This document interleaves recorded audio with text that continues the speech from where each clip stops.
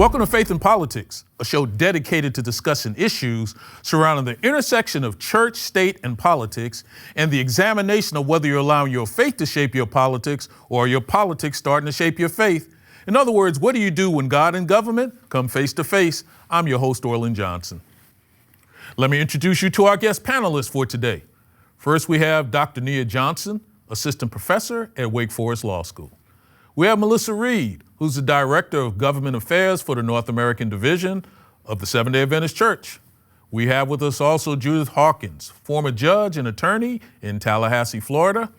And we have with us Jennifer Woods, who's the General Counsel and Director of Public Affairs and Religious Liberty for the Lake Union Conference of the Seventh-day Adventist Church. Ladies, great having you here with us and looking forward to our show today. You know, interestingly, the Trump administration seems to be pushing a lot of issues as it relates to religious freedom. And recently, the Secretary of Defense, Pete Hegseth, hosted a Christian prayer service on Wednesday at the Pentagon for employees that also included a sermon from his hometown pastor, who said that President Donald Trump has been sovereignly appointed. The service, which the Secretary told the audience would be a monthly event, was held in the Pentagon Auditorium, broadcast live on the department's internal TV network. You know, current and former defense officials told CNN it was highly unusual for the secretary to host a religious event during the workday for a particular religion.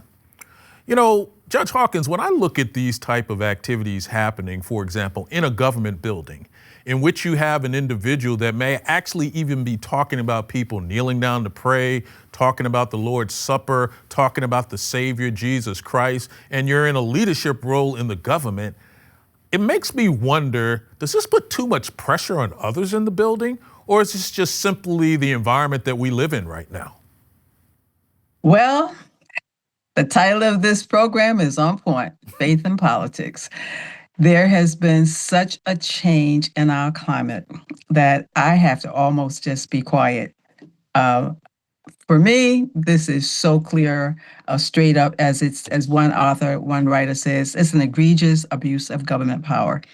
And after the Kennedy case, Coach Kennedy's case, my attitude now is that I expect that religious people, and I don't want to call them fanatics, but I'm going to say seriously religious people feel that the door has been opened for them to push their religion, and I mean push their religion, on everybody else. And when people are in a position of power, and this is what really bothers me about Coach Kennedy's case, we act as if human nature is not human nature. How am I going to keep my job when the head man in charge is promoting Christian gatherings? And you know they're going to take names. And you know this administration, with all due respect to the show, takes revenge. They take revenge. And so if you intend to be employed, you've got to toe the party line. And this bothers me. When I read it, I just cringed. I know that we're not supposed to have emotional responses, but I had an emotional response because I just felt like, what religious freedom? Whose religious freedom?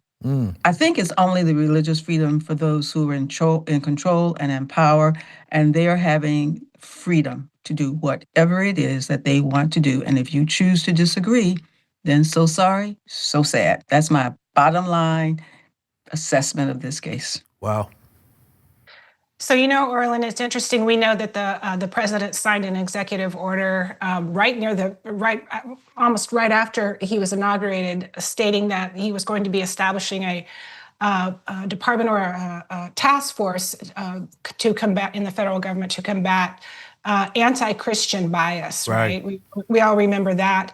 And then it's interesting to see that we're seeing an overtly Christian service take place, right? To the point of, as you mentioned, praising God that he has appointed this divine leader in our president. That makes me uncomfortable for many different reasons. One, for being a church-state separationist. Another, being a Christian, right? God doesn't, it's almost sacrilegious to me reading some of the the words from the prayer, and one of them was talking about, we pray that we will surround him with faithful counselors who fear your name and love your precepts. I wish all of my fellow citizens here in the United States to have a close personal relationship with God. But this sort of action or prayer, again, I really feel like it's very inappropriate. I love the example that we see in the House and the Senate of the way that we have chaplains in roles that are available to participate with, to study. They are not in a leadership position over these individuals. I think that is much more in line with our understanding or our respect for that separation of church and state. But as the judge said, this is a very deliberate action, right? This is one part of a much broader agenda, which is to make America Christian again. And the problem with that idea is the word make, right? That's not consistent with the God that I know. It's not only to make it Christian again, but there are particular religions. Right now, I'll put the S on religions, that are to be the definition of what's Christian. Wow. Yeah, I think part of what's important here to unpack, I definitely agree with both of the previous points. But one of the most interesting things here is that, again, we seem to have a president that is very disconnected from what America stands for, even though his premise is that he's going to make America great again. First of all, we do not believe in a divine right for our leaders. I mean, this is just like basic, American history, why, there was a Revolutionary War that was fought, why, there was a goal for democracy rather than a monarchy. These are all tenets and principles that are very, very basic, very, very basic to the understanding of what it means to be American. So even condoning leaders who would imply that is mad. We also have to talk about the conversation of this being your boss, right? This isn't just like your employee. A lot of times on this show, we talk about people who are peers, right? But when you are the Secretary of Defense, right, you are in a leadership position. There are people who report to you and also feel pressured by you in a number of different ways. And calling back to Judge Hawkins' tone, we all look up to leaders. Like, this has been studied by sociologists, psychologists, anthropologists for, really in eternity at this point. Yeah. And so, to even talk about it and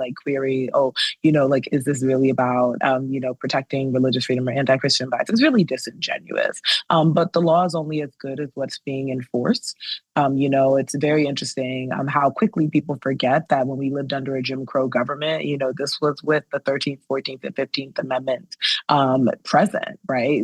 This wasn't something that, we just didn't have legal parameters for. The laws were simply not being enforced. And so when people were extrajudicially removed from their home and subject to capital punishment, that was something that was done in the bright eye of the state, and the state didn't care. And I think if nothing else, this is a really good reminder of how often things can be tossed to the side in the face of fanaticism, and also really in a culture war. Because at the end of the day, Jim Crow and Black codes and a number of those other things are simply just a result of a group of people feeling displaced from their normal cultural standing and responding with oppression and circumventing the law. So we ought not be surprised.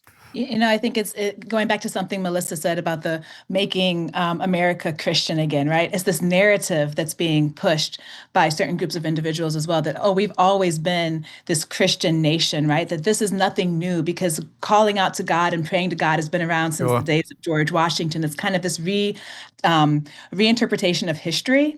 And it's disingenuous because really this is promoting, state religion here. But you have the spokesperson for the Pentagon saying, oh no, there's nothing wrong with this. This is in line with our understanding of the First Amendment principles. And other faith groups are able to have meetings too, right? But, and as Nia said, but these other meetings aren't being let out by the director of the department, right? There are clear differences in what's going on here. This is not just another religious service that's taking place within the Pentagon. It's disingenuous to try to say otherwise. Also, the Secretary's religion teaches, if I'm correct, that women should not be in combat positions. And if we're going to use our religion and our jobs as the basis upon what decisions we make, and it was supposed to be in a democratic, non-religious country, that's scary. There's nothing about this conversation that's. I wish I had a good joke to tell, because we could use a good laugh about right now, because this is all very scary. But then remember, I think that I represent the folks on the outside. It appears that the majority are rather happy about this, and they think it's a great thing. And that's even more scary to me. Yes, I was just going to add, one of the things that we have also talked about on this show a little bit is, like, what are we celebrating as religious folks?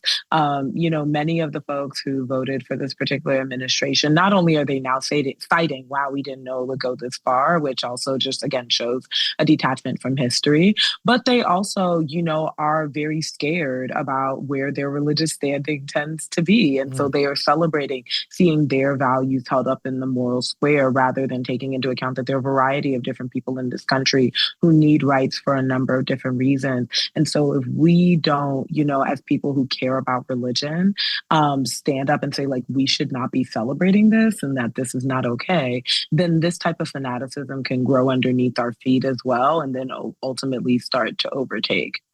Melissa, what I'm really trying to figure out with all of this is you do have the right to bring what you believe from a religious standpoint to your job to some degree. And I guess, the fact that you're in leadership means it sounds like that maybe you have to temper it down a little bit because it means more because of the position that you're in. Is that where we're leaning into this, that it's not so much you bring your religious beliefs, but the idea is that it's imposed in a way that others feel that they have to be a part of it? I mean, is that what we're saying here?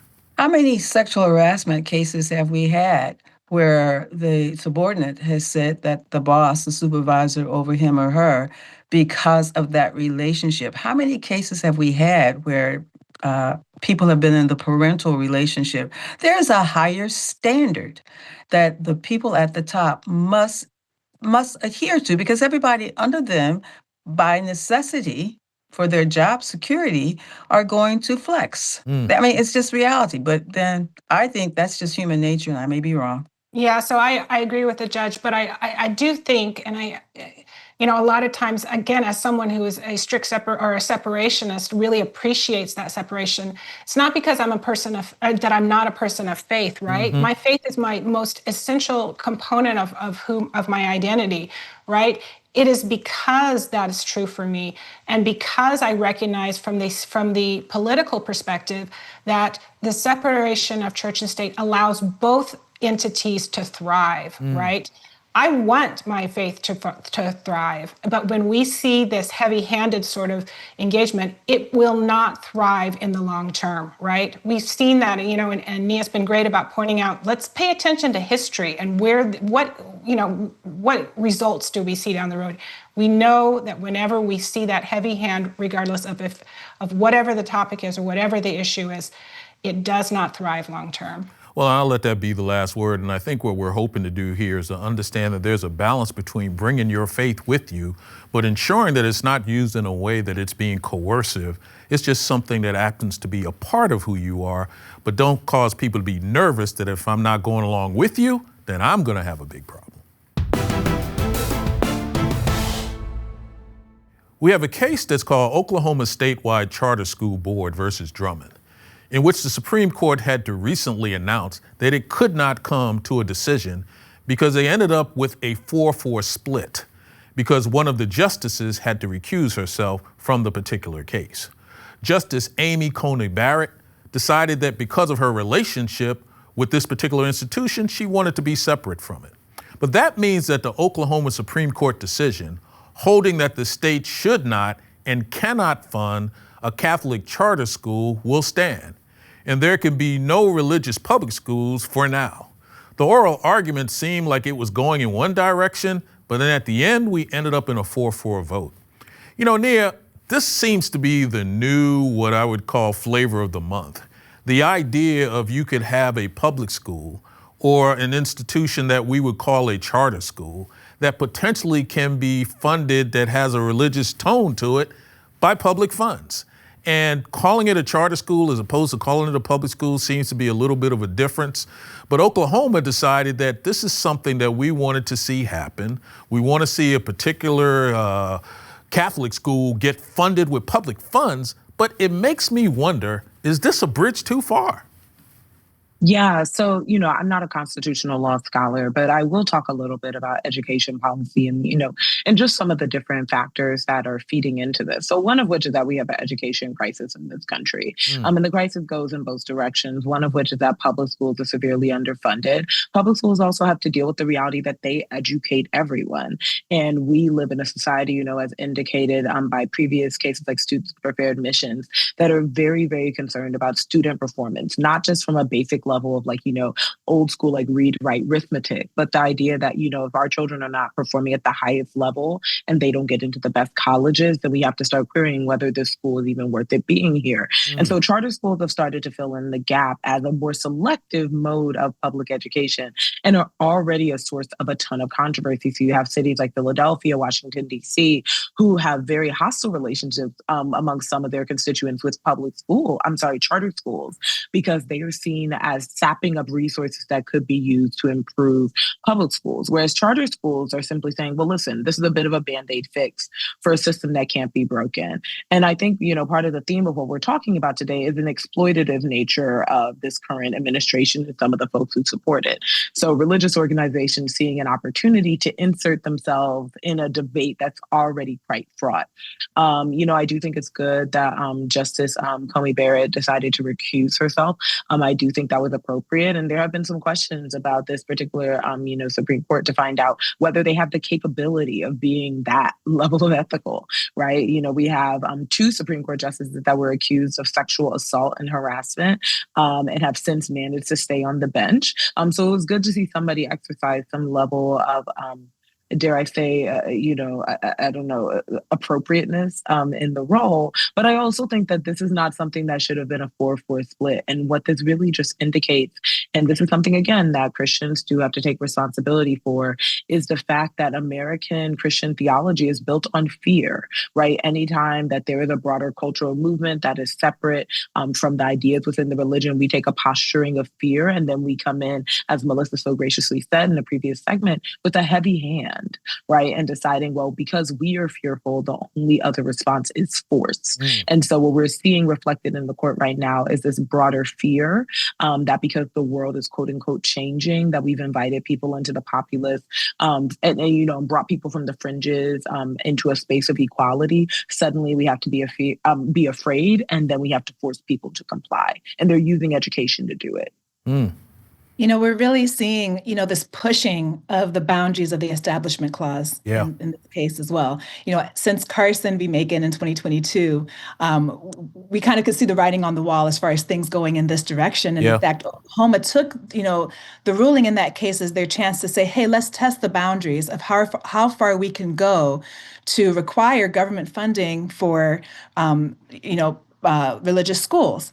And, this was a test case for them, right? And so even though Justice Coney Barrett recused herself in this particular case, that may not happen. That probably will not happen the next time this comes up. And we all know that there will be a next time. And so the question is still looming there. How far does the Establishment Clause go to protect this separation of church and state? How far does the free exercise go in religious institutions and religious schools being able to push the boundaries of saying, hey, we want that same funding that other schools are getting. We want to be, at the table as well. And I think that that's still the unresolved issue here. And I think, as Nia said, it really should not have been a 4-4 split. This, to me at least, it's a violation of the Establishment Clause, and it should have been decided as such. Well, two comments, and I'll be quiet. The fact that the Attorney General for the state of Oklahoma was the one who was pushing the lawsuit, to me, says a lot. And number two is the best way to destroy any wall is to take it down brick by brick, because a chain is only as strong as its weakest link. And these test cases, as you refer to them, they're each taking a nick or taking a brick out of the wall. Orlin, I agree with Jennifer as far as saying this is, and I think all of us as panelists agree, this is an initial case. It will not be the final decision, right? I heard that, I had the opportunity to attend the very first meeting of the Religious Liberty Commission that was established by this administration, right? And it was interesting. In that meeting, this particular case was discussed and lamented, of course, with that the decision was that what it was, and then was immediately followed with legal experts giving advice on how to win the case. First of all, which states should initiate, right? Should be the next, right? And basically putting together a playbook, right, and a winning playbook. And so this is not settled by any means. This is, as Jennifer said, the floodgates are open, and everyone is out to push this, and they believe, again, from their spiritual understanding, that this is what they should be doing. Jennifer, what I struggle with this is that even if I could wrap my arms around the concept of, okay, let's allow a religious institution to be funded. I mean, obviously, there's not an infinite amount of money that's available. How do you determine which religious schools do you allow to actually go down this road? And it seems like that in and of itself is kind of fraught with problems, even if you think this is the right way to go.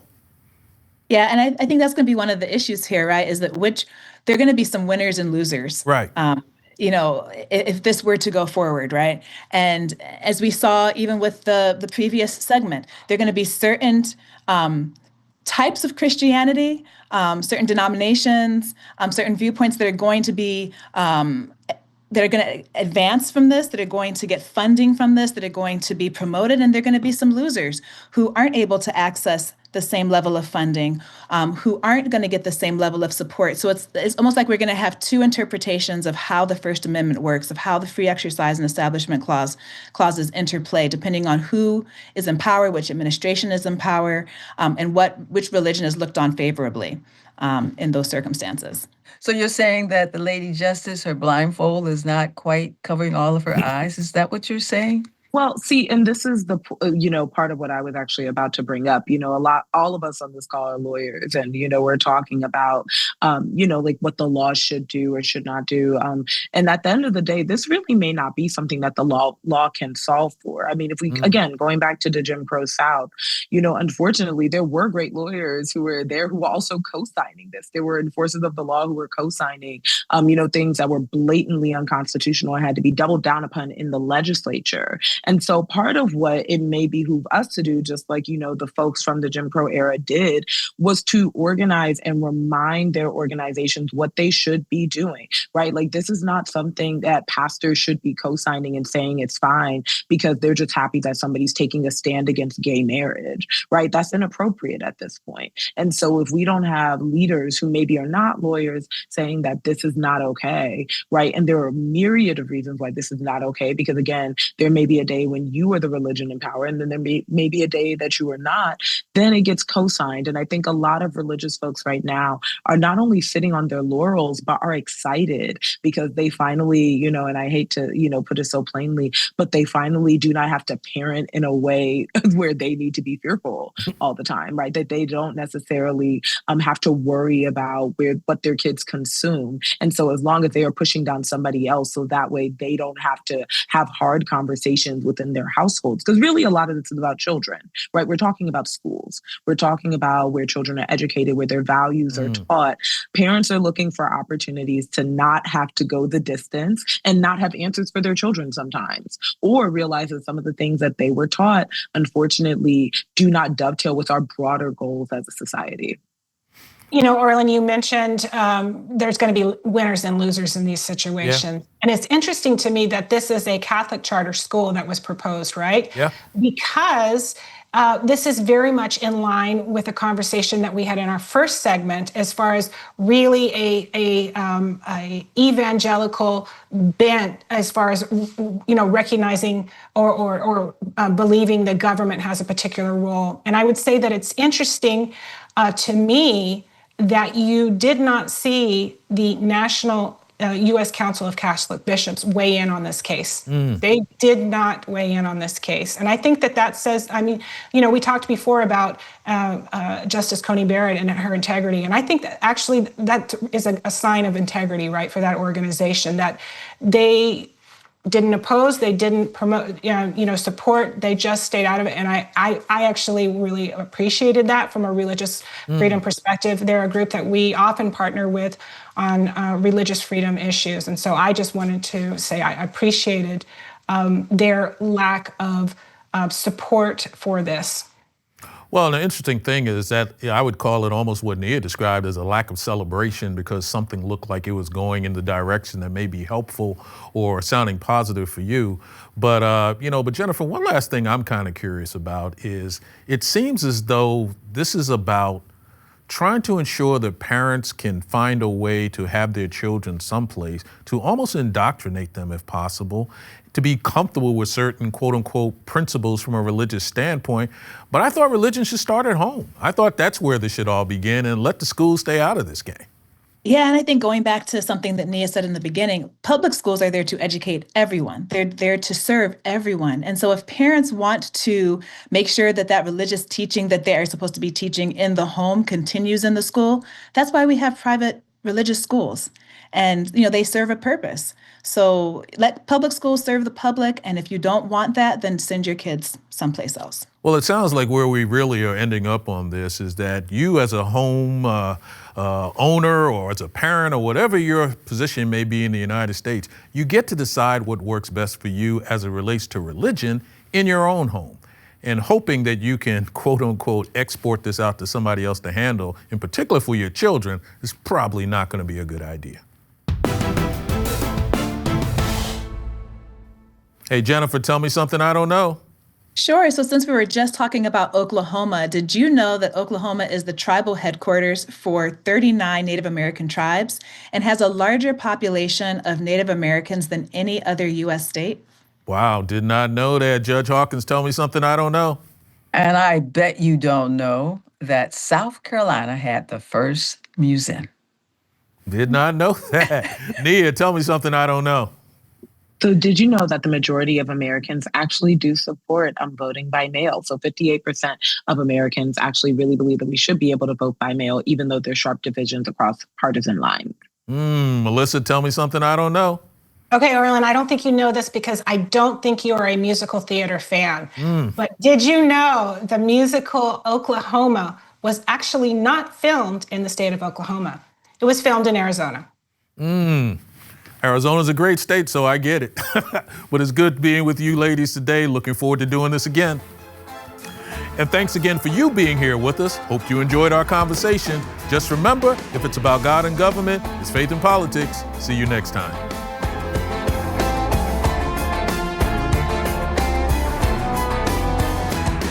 Are you all caught up on faith and politics, but still looking for more content? I've got a great recommendation for you. Liberty Magazine. It's got in-depth, timely articles on hot-button issues of church and state. Check it out and subscribe today.